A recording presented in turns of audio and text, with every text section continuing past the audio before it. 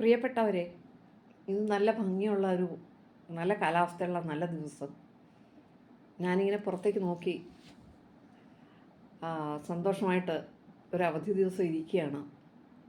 ഇപ്പോൾ എനിക്ക് വളരെ വർഷങ്ങൾക്ക് മുൻപ് ഞാൻ എറണാകുളത്ത് റേഞ്ച് ഐ ജി ആയിരിക്കുമ്പോൾ ഉണ്ടായ ഒരു സംഭവം ഓർമ്മ വരികയാണ് കേട്ടോ. അന്ന് പിറ്റേ ദിവസം നമുക്കൊരു VIP വിസിറ്റുണ്ട് കൊച്ചിയിൽ. അതുകൊണ്ട് ഞങ്ങളെല്ലാവരും വലിയ തിരക്കിലാണ്. VVIPയുടെ ബന്തോബസ്തെല്ലാം ശരിയാക്കിക്കൊണ്ടിരിക്കുകയാണ്. അതിനിടയ്ക്ക് ഞങ്ങൾക്ക് പെട്ടെന്നൊരു കോള് വന്നു. എന്താണ്, VVIP അടുത്ത ദിവസം കൊന്നുകളയും എന്നുള്ള ഒരു ത്രെറ്റ് മെസ്സേജ് വന്നിരിക്കുകയാണ്. അപ്പോൾ അത് വളരെ സീരിയസ് ആയിട്ട് എടുക്കാതെ പോലീസ് ഓഫീസേഴ്സിന് നിവൃത്തിയില്ലല്ലോ. അങ്ങനെ ഞങ്ങളത് വളരെ സീരിയസ് ആയിട്ടെടുത്ത് അതിൻ്റെ ലൊക്കേഷൻ കണ്ടുപിടിച്ച് ഒരു സ്ഥലത്ത് ചെന്ന് കഴിയുമ്പോൾ ഒരമ്മയും മോളും കൂടെ കിടന്ന് ഉറങ്ങുന്ന ഒരു വീട്ടിലാണ് ഞങ്ങൾ എത്തുന്നത്. അപ്പോൾ അമ്മയും മോളും മാത്രം കിടന്നുറങ്ങുന്നു. ഞങ്ങൾ വിളിച്ച ഉടനെ അവരെണീറ്റ് വന്നു. അപ്പോൾ ഇങ്ങനെ ഒരു മൊബൈൽ ഫോണുകൾ എന്തെങ്കിലും ഇവിടെ ഉണ്ടെങ്കിൽ ഞങ്ങൾക്കൊന്ന് നോക്കണം, ഞങ്ങൾക്ക് വളരെ ബുദ്ധിമുട്ടുണ്ട് ഈ രാത്രിയിൽ വന്നതിൽ, പക്ഷേ ഇന്ന കാരണം കൊണ്ടാണ് ഞങ്ങൾ വന്നതെന്ന് പറഞ്ഞു. അപ്പോൾ അവർ പെട്ടെന്ന് തന്നെ ആകെ ഒരു മൊബൈൽ നമ്പറേ ഉള്ളൂ എന്ന് പറഞ്ഞ അമ്മ ആ മൊബൈൽ ഫോൺ എടുത്തുകൊണ്ട് തന്നു. അപ്പോൾ അത് നോക്കിക്കഴിഞ്ഞപ്പം അതിൽ നിന്ന് തന്നെയാണ് ഈ മെസ്സേജ് വന്നിരിക്കുന്നത്. ഞങ്ങളത് അവരെ കാണിച്ചു കൊടുത്തു. അപ്പോൾ അവരാകെ പരിഭ്രമിച്ചു പോയി, ഇതെങ്ങനെ വന്നു ഇങ്ങനെ. അപ്പോൾ മകള് സമ്മതിച്ചു, ഞാൻ അയച്ചതാണ്. ഇതെങ്ങനെയാണ്, കുട്ടിക്ക് ഈ ഫോണ് ഉപയോഗിക്കാൻ അറിയാമോ? അറിയാം. അമ്മ ഉറങ്ങിക്കഴിയുമ്പോൾ ഞാനെന്നും ഈ ഫോൺ എടുത്ത് ഉപയോഗിക്കും. ശരിയാണ്, കുട്ടി 10ാം ക്ലാസ്സിൽ പഠിക്കുന്ന തൻ്റെ ബോയ് ഫ്രണ്ടിന് പാതിരാത്രിക്ക് മെസ്സേജ് അയക്കുന്നുണ്ട് പതിവായിട്ട്. അപ്പോൾ ആ ബോയ് ഫ്രണ്ടിൻ്റെ കയ്യിൽ നിന്നും കിട്ടിയ മെസ്സേജ് കുട്ടി റാൻഡമായിട്ട് ഫോർവേഡ് ചെയ്ത് പോലീസിൻ്റെ കയ്യിൽ എത്തിപ്പെട്ടതായിരുന്നു. അപ്പോൾ അത് കേസാക്കാതെ, മൈനർ ആയതുകൊണ്ട് ഞങ്ങളത് മറ്റൊരു വിധത്തിൽ ഡീൽ ചെയ്തു. ഞങ്ങളുടെ പാനിക് അങ്ങനെ അവസാനിച്ചു.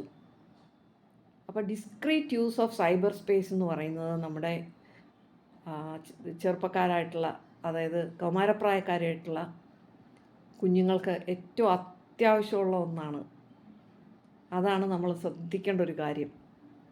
അപ്പോൾ ഈ ഡിസ്ക്രീറ്റായിട്ട് ഈ സ്പേസ് ഉപയോഗിക്കാൻ അറിയത്തില്ലാത്തതുകൊണ്ട് ഒരുപാട് പല വിധത്തിലുള്ള പ്രശ്നങ്ങളിൽ പല കുട്ടികളും ചെന്ന് വീഴുന്നത് കണ്ടിട്ടുണ്ട്. അപ്പോൾ നമ്മുടെ പോലീസ് സ്റ്റേഷനിൽ നിന്നൊക്കെ ഒരുപാട് സാമൂഹിക പ്രതിബദ്ധതയുള്ള ഓഫീസർമാർ പോയിട്ട് ക്ലാസ്സൊക്കെ എടുക്കുന്നുണ്ട്. ജനമൈത്രി പോലീസിങ്ങിൻ്റെ ഭാഗമായിട്ട് പല സ്കൂളുകളിലും പോയിട്ട് പല ഓഫീസർമാരും ക്ലാസ് എടുക്കുന്നുണ്ട്. അപ്പോൾ സ്കൂളുകൾക്കത് ആവശ്യപ്പെടാം. അച്ഛനും അമ്മയും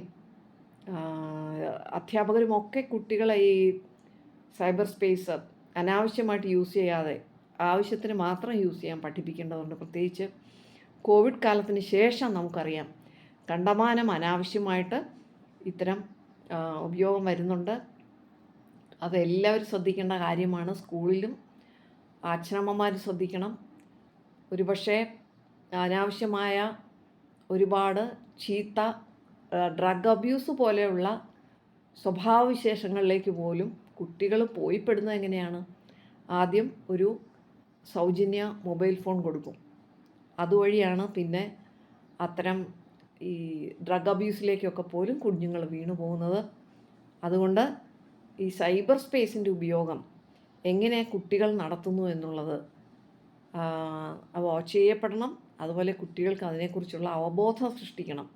എന്തിനു വേണ്ടിയിട്ട് ഉപയോഗിക്കാം, എന്തിനു വേണ്ടിയിട്ട് ഉപയോഗിച്ചു കൂടാ എന്നുള്ളതിനെക്കുറിച്ചുള്ള അവബോധവും നമ്മൾ കൊടുക്കണം.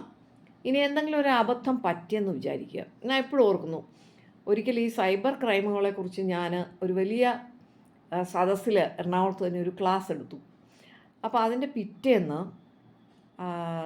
ഒരു അച്ഛനും മകളും കൂടെ എന്നെ കാണാൻ വന്നു. അപ്പോൾ അന്ന് ആ ക്ലാസ്സിൽ പങ്കെടുത്തതിൻ്റെ ധൈര്യത്തിലാണ് പിറ്റേ ദിവസം ഓഫീസിലേക്ക് വരുന്നത്. അപ്പോൾ ഈ കുട്ടിയെ കുട്ടിയുടെ ഒരു ആൺ സുഹൃത്ത് പതിവായിട്ട് സെക്സ്റ്റോർഷന് വേണ്ടിയിട്ട് ഉപയോഗിക്കുകയാണ്. അപ്പോൾ പലതും പറഞ്ഞ് ഭീഷണിപ്പെടുത്തി അമ്മയുടെ ആഭരണങ്ങൾ വരെ കുട്ടി എടുത്തുകൊണ്ടേ ഈ ബോയ് ഫ്രണ്ടിന് കൊടുത്തു കഴിഞ്ഞു. അപ്പോൾ ആ സ്പീച്ച് കേട്ടതിൻ്റെ ധൈര്യത്തിൽ അന്ന് ആ കുട്ടി അച്ഛനോട് ഇക്കാര്യം തുറന്നു പറഞ്ഞു. അങ്ങനെയാണ് പിറ്റേ ദിവസം എൻ്റെ അടുത്ത് ഈ കുഞ്ഞിനെയും കൊണ്ട് അച്ഛൻ വരുന്നത്. അപ്പോൾ തുറന്നു പറഞ്ഞതുകൊണ്ട് കുട്ടി രക്ഷപ്പെട്ടു. അല്ല എന്നുണ്ടെങ്കിൽ ആ കുട്ടി കൂടുതൽ കുഴപ്പത്തിലേക്ക് പോവും. പിന്നെ പിടിക്കപ്പെടാത്ത ആൺകുട്ടി അതിലും വലിയ കുറ്റകൃത്യങ്ങളിലേക്ക് പിന്നീട് പോവുകയും ചെയ്യും. അപ്പോൾ ഇതെല്ലാം തടയണമെന്നുണ്ടെങ്കിൽ നമുക്ക് ശരിയായ അവബോധം കൊടുക്കുന്ന ഒരു ശീലമുണ്ടാകണം സ്കൂളുകളിലും വീടുകളിലും. അപ്പോൾ 1030 ഓർത്ത് വയ്ക്കുക. 1030 എന്ന നമ്പർ നാഷണൽ സൈബർ ക്രൈം പോർട്ടലിൻ്റെ നമ്പറാണ്. അതിൽ പെട്ടെന്നൊരാവശ്യം വന്നു കഴിഞ്ഞാൽ നമുക്ക് വിളിച്ചു പറയാം.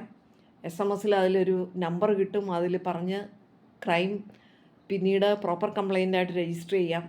പെട്ടെന്ന് അതല്ല നമുക്ക് പോലീസിൻ്റെ ആവശ്യമുണ്ടെങ്കിൽ പോലീസിൻ്റെ ഹെൽപ്പ് ലൈൻ നമ്പറുണ്ട് 112.